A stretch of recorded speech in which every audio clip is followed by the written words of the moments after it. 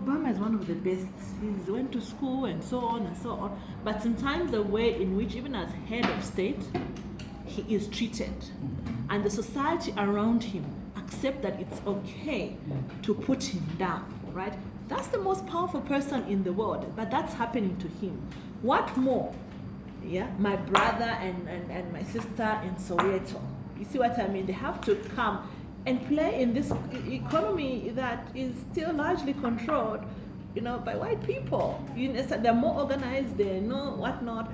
So we need to, maybe step back, have some, in-depth reflection of our starting point, and understanding that we need to think of ways in which we can get the critical mass to move forward. And we need to have some organizing principles.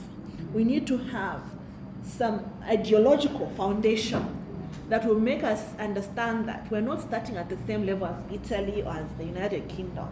Okay, as part of their progress was as a result of taking advantage of other people. Fine, we can't reverse history, but we know that we're starting from a different place. The other point I wanted to say is that sometimes I feel we're not utilizing enough our history. If you look at the Jewish people, okay, the Holocaust happened a long time ago, but that experience has helped them come up with a resolve to say never again. Okay, when are we as African people going to say never again? And not to say poverty should not have an African face whenever it's talked about.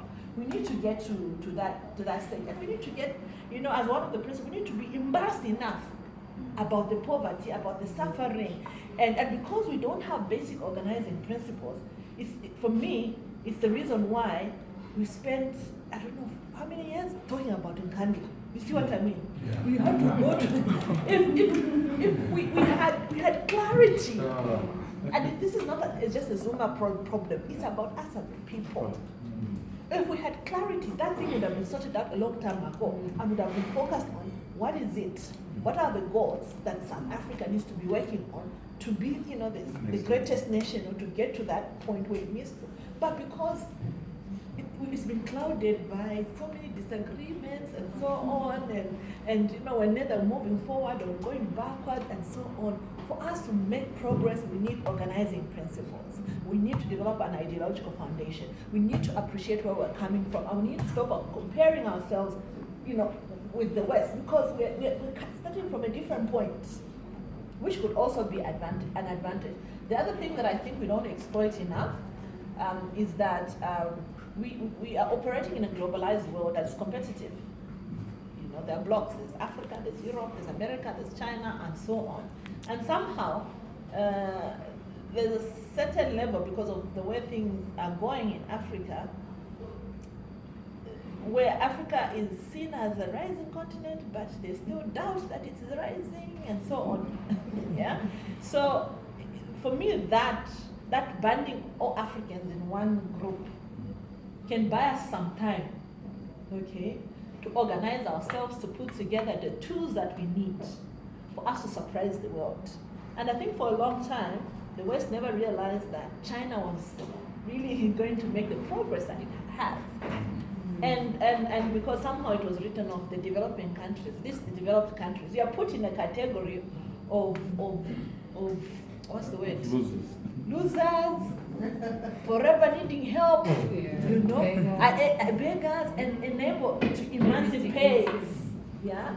So if somebody, you know insight that you've got the capacity and you can do certain things, and somebody is putting you there, then it gives you some time to organize yourself and make sure that you get to the stage where you wanted to get. So I just wanted to share some of those reflections. It's important, if you know your organization,